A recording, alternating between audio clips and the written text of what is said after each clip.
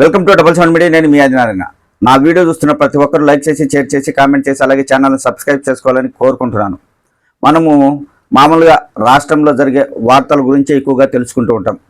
ఇప్పుడు రాష్ట్రంలోనే కాకుండా జిల్లాలలో ఏం జరుగుతుంది అనే వార్తలపై కూడా మనం తెలుసుకునే ప్రయత్నం చేద్దాం. ఇందులో ముఖ్యంగా అన్నమయ్య జిల్లాలో జరుగుతున్న వార్తల గురించి తెలుసుకుందాం. 3 పత్రికల ముచ్చట: సాక్షి, ఈనాడు, ఆంధ్రజ్యోతి. ఈ పత్రికల్లో అన్నమయ్య జిల్లాకు సంబంధించి ఎలాంటి వార్తలు వచ్చాయో ఒకసారి చూద్దాం. మొదటగా సాక్షి. కదిలిస్తే కన్నీరే. వైసీపీ అధినేత జగన్మోహన్ రెడ్డి గారు పులివెందులో పర్యటించారు. ఈ మధ్యకాలంలో అనుకోకుండా వర్షం కురవడంతో ఈదురుగాలులతో అరటి పంటలు పూర్తిగా దెబ్బతిన్నాయి.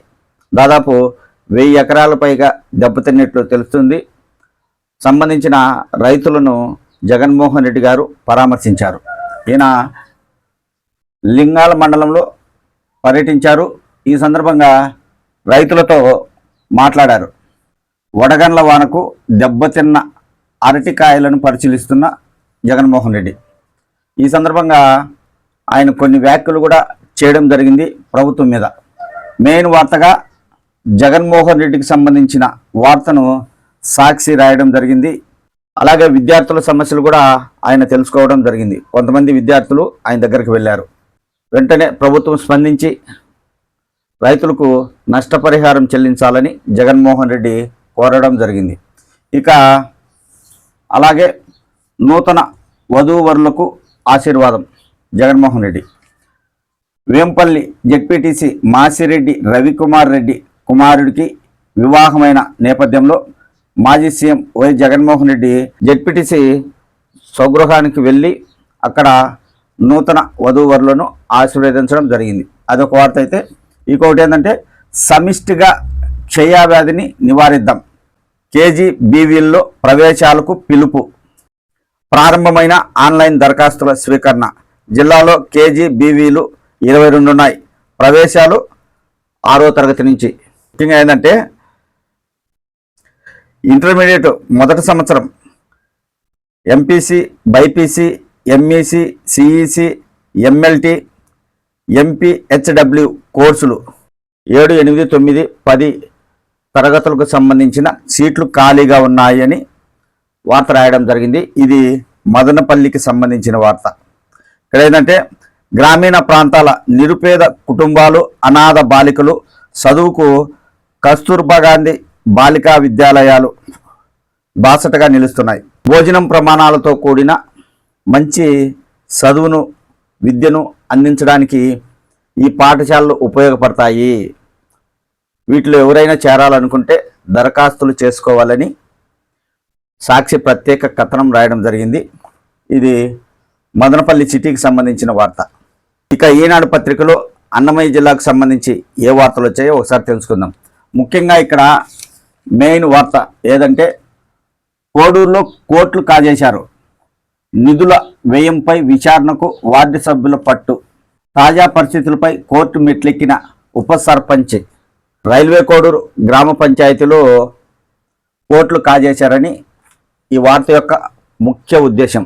ఇందులో ఏముందంటే గత వైకాపా ప్రభుత్వ హయాంలో మండల పరిషత్, గ్రామ పంచాయతీ నిధులను ఆ పార్టీ నేతలు అప్పనంగా కాజేశారు. రాష్ట్రంలో ఎన్డీఏ ప్రభుత్వం అధికారంలోకి రావడంతో వారి అక్రమ దందాలు వెలుగులోకి వస్తున్నాయి. ఇప్పటికీ ఉమ్మడి కడప జిల్లాలోని సుండుపల్లి, నందలూరు, ఒంటిమిట్ట, తొండూరు మండలాలలో మండల పరిషత్ నిధులు దుర్వినియోగం వ్యవహారం బయటపడ్డాయి.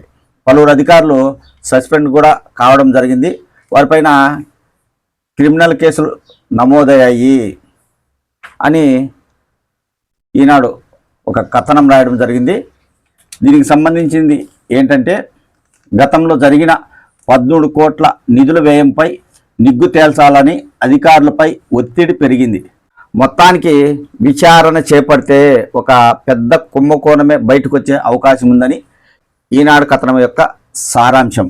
కోడూరు మేజర్ పంచాయతీ కాబట్టి ఇబ్బడి ముబ్బడిగా వివిధ మార్గాలలో ఆదాయం వస్తుంది.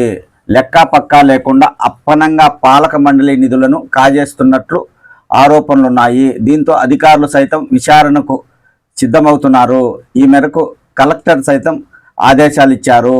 పారిశుద్ధ్య కార్మికుల పేరిట నిధులను దుర్వినియోగం చేస్తున్నారనే అభియోగాలున్నాయని ఈనాడు రాయడం జరిగింది. రైల్వే కోడూరు పంచాయతీలో నిధుల గోల్మాలపై ఈనాడు ఒక కథనం రాసింది. అన్నమయ్య జిల్లాకు సంబంధించి మెయిన్ బ్యానర్ ఐటంగా కోడూరులో ఓట్లు కాజేశారని రాయడం జరిగింది. ఇకపోతే ఇంకొక ప్రధాన వార్త ఏంటంటే విద్యార్థుల భవిష్యత్తుపై ప్రైవేటు 10వ తరగతి ప్రశ్నాపత్రం లీక్పై ఆరోపణలు, 3 సస్పెన్షన్, డిఈఓకు బెదిరింపులు. 10వ తరగతి పరీక్షలకు సంబంధించిన ప్రశ్నాపత్రం లీకేజీపై ఈనాడు కథనం రాసింది. ఇందులో ఏంటంటే ఉమ్మడి కడప జిల్లాలో 10వ తరగతి ప్రశ్నాపత్రం లీక్ ఘటన కలకలం రేపుతుంది. 10వ తరగతి విద్యార్థులకు సోమవారం గణిత పరీక్ష ప్రారంభమై కొద్ది నిమిషాల వ్యవధిలో శర్వాణిలో ప్రశ్నాపత్రం దర్శనమివ్వడం చర్చనీయాంశంగా మారింది. అడ్డదారిలో ఫలితాలు సాధించడమే లక్ష్యంగా ప్రైవేటు పాఠశాలల యాజమాన్యం అక్రమాలకు పాల్పడుతుందని కథనం యొక్క సారాంశం. పరీక్షా కేంద్రం నుంచి ప్రశ్నాపత్రం లీక్ అయినట్లుగా గుర్తించారు. 10వ తరగతి పరీక్షలు మొదలైనప్పటి నుంచే ఈ తంతు నడుస్తుందని రాయడం జరిగింది. ముఖ్యంగా ప్రశ్నాపత్రం లీక్ వ్యవహారంలో ఎం రామకృష్ణమూర్తి, చీఫ్ సూపరింటెండెంట్ ఎన్ శ్రీనివాసరెడ్డి, డిపార్ట్మెంటల్ అధికారి ఎం రమణ, ఇన్విజిలేటర్, ఈ ముగ్గురిని డిఈఓ శంసుద్దీన్ సస్పెండ్ చేశారు. 10వ తరగతి ప్రశ్నాపత్రం లీకేజీ కావడంతో 3 అధికారులను సస్పెండ్ చేశారు. అయితే ఇక్కడ ముఖ్యంగా ఏంటంటే ఎప్పుడైతే వారిని సస్పెండ్ చేశారో ఆ తర్వాత డిఈఓను బెదిరింపులకు గురి చేసే విధంగా పలువురు రంగంలోకి దిగినట్లు తెలుస్తుంది. పోలీసులు కేసు నమోదు చేయడం, విచారణ వంటి వాటిపై తాము రాజకీయంగా చూసుకుంటామని, ఇంతటితో విద్యాశాఖ సైలెంట్ అవ్వాలని, లేకపోతే జిల్లా విద్యాశాఖ అధికారులే లక్ష్యంగా ముందుకెళ్తామని హెచ్చరికలు జారీ చేసినట్లు సమాచారం. అంటే ఇందులోకి రాజకీయ నాయకులు కూడా ఎంటర్ అయినారు. ప్రశ్నాపత్రం లీకేజ్కి సంబంధించి ఎప్పుడైతే డిఈఓ గారు 3 అధికారులను సస్పెండ్ చేశారో ఆ తర్వాత ఆయన బెదిరించడం మొదలుపెట్టారని ఈనాడు రాయడం జరిగింది. ఇంకొక ముఖ్యమైన వార్త ఏంటంటే ఈనాడులో రాజంపేటకు సంబంధించి మా మొర ఆలకించండి, ఆదుకోండి, పులప్తూరు వరద బాధితుల ఆవేదన, సమస్యలపై సబ్ కలెక్టర్కు వినతి పత్రాలు. మనకు తెలిసిందే, గతంలో భారీ వర్షాలు కురిసి వరదలతో పులప్తూరు పరిధిలో పలు గ్రామాలు చాలా వరకు దెబ్బతిన్నాయి, కొంతమంది చనిపోవడం జరిగింది. అప్పటి నుంచి వారికి ప్రభుత్వం పూర్తిగా న్యాయం చేయడం లేదని బాధితులు ఆవేదన వ్యక్తం చేస్తూనే ఉన్నారు. 2021 నవంబర్ 19న సంభవించిన వరదలకు అన్నమయ్య జలాశయం ప్రధాన మట్టికట్ట తెగిపోవడంతో ఎన్నో గ్రామాలు దెబ్బతిన్నాయి. ఎంతోమంది నిరాశ్రాసులయ్యారు. వీరికి గత వైకాపా ప్రభుత్వం కొండల్లో గుట్టల్లో స్థలాలు కేటాయించి ఇల్లు మంజూరు చేసింది. వీటిని నిర్మించుకోవడానికి ఆర్థిక స్తోమత లేదని దళితులు వాటి నిర్మాణ బాధ్యతలను గుత్తేదారులకు అప్పగించారు. వీరు సక్రమంగా పనులు చేయక, నిర్మాణాలు పూర్తిగాక, సరైన వసతులు లేక బాధిత దళితులు ఇబ్బందులు పడుతున్నారు. ఈ నేపథ్యంలో ప్రస్తుతం ఎన్డీఏ ప్రభుత్వం ఎస్టీలకు 75,000, ఎస్సీలు బీసీలకు 50,000 అదనంగా ఇవ్వాలని నిర్ణయించింది. ఆ సొమ్ము గుత్తేదారులకు కాకుండా తమ ఖాతాల్లోకి జమ అయ్యే విధంగా చర్యలు తీసుకోవాలని రాజంపేట సబ్ కలెక్టర్ నదియాదేవిని వేడుకున్నారు బాధితులు. ప్రభుత్వం తాజాగా ఎవరైతే ఇల్లు నిర్మించుకోలేకపోతున్నారో ఆర్థిక భారంతో, అలాంటి వారికి ఇంటి నిర్మాణానికి అదనంగా ప్రభుత్వం ఎస్టీలకు 75,000, బీసీలు ఎస్సీలకు 50,000 రూపాయలు ఇవ్వనుంది. కానీ ఆ మొత్తాన్ని గుత్తేదారుల ఖాతాల్లో వేయకుండా మా ఖాతాల్లో వేయాలని లబ్ధిదారులు కోరుతున్నారు. అది ఈ వార్త యొక్క ముఖ్య సారాంశం. ఆంధ్రజ్యోతి పత్రికలో ఏ వార్తలు వచ్చాయో ఒకసారి చూద్దాం. ఇక్కడ బ్యానర్ ఐటంగా రిజర్వాయర్లో తోడేస్తున్నారు. భోగంపల్లె రిజర్వాయర్లో ఇసుక తవ్వకాలతో తగ్గిన నీరు. వాల్మీకిపురం మండలంలోని కూరపర్తి వద్ద బహుదా కాలువలో అక్రమంగా ఇసుక డంపింగ్ చేశారు.